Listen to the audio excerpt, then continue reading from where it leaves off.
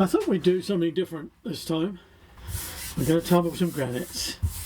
And the three granites I'm going to tumble is some black Absoluto, probably the darkest, purest black granite you can get, and some blue pearl granite, which is just a lovely pearl finish granite.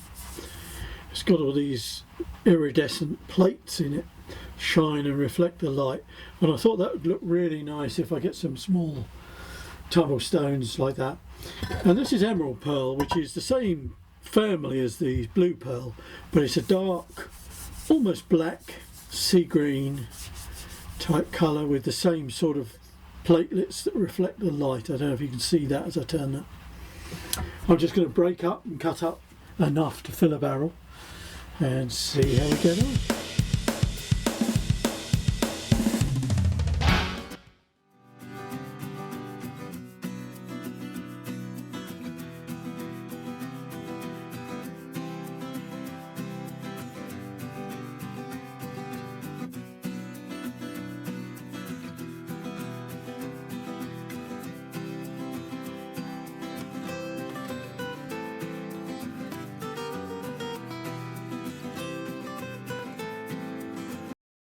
So this is the granite, and it's only been in there for about 5 or 6 days. I can't actually quite remember, and I didn't put a note on my barrel, but it's already rounded off all these bits of granite.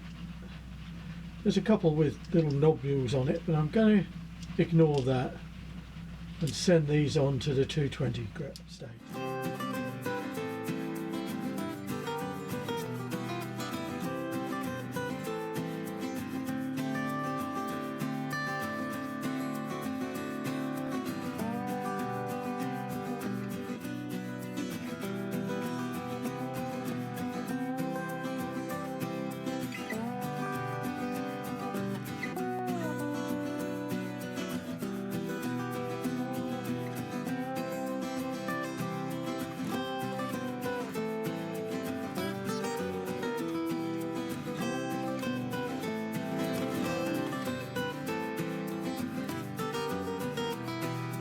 So all washed out and cleaned.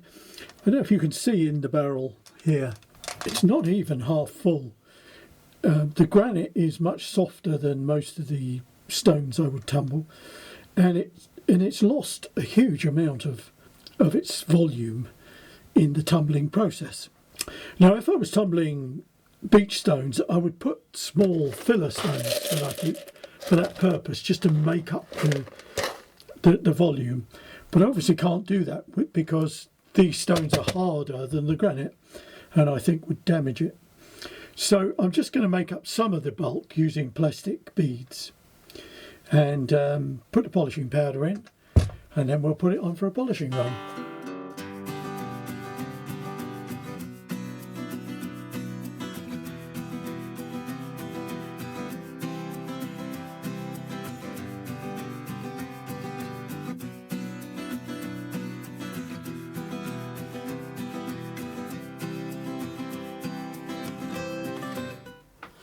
Well, here we are. What I've done, I divided them up into the 3 piles of the 3 different granites I put in at the beginning. The emerald pearl, the blue pearl, and the black Absoluto. And what a difference. The emerald pearl is a complete failure. I don't know if you can see by that one, it's got highly polished patches on it. But between those patches, it's worn away and rough and rugged, and they're pretty much all like that. They kind of have an interest about them. I won't throw them away. I'll have a little think about those. But in terms of pebble polishing, not good. The next best ones were the blue pearl.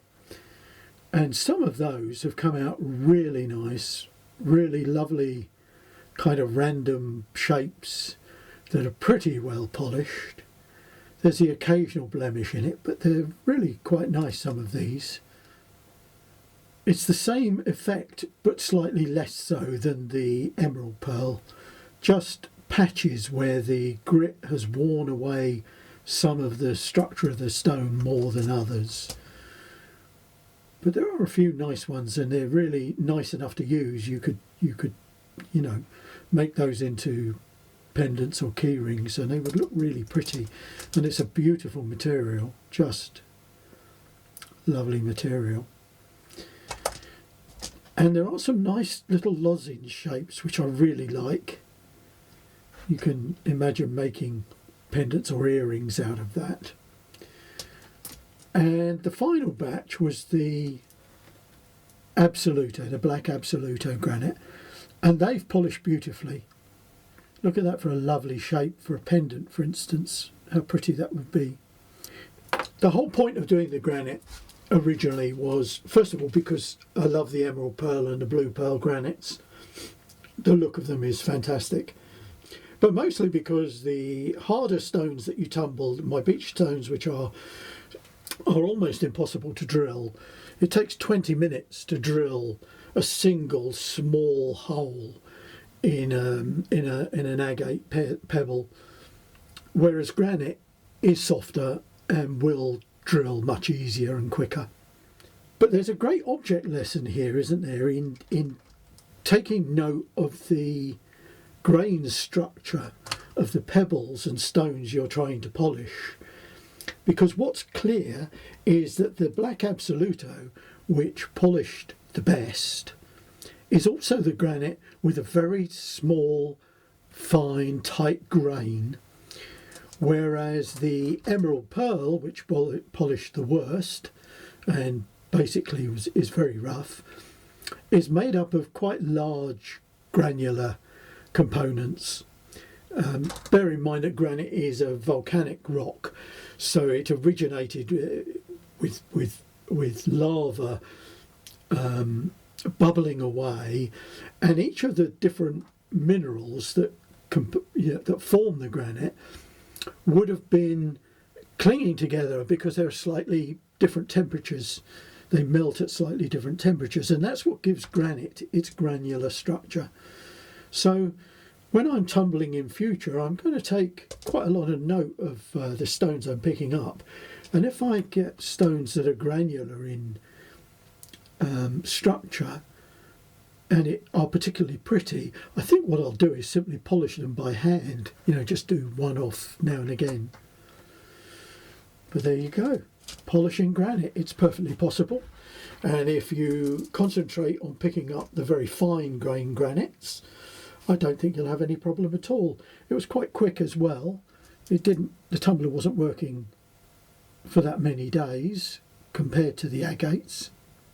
Thank you for watching. I hope you enjoyed watching this video and you learned with me, you learned something. And if you did enjoy it, please give me a thumbs up. And if you want to see more videos about rock tumbling and stone crafting or what have you, please subscribe to the channel. Thank you for watching, and a Happy New Year to everybody.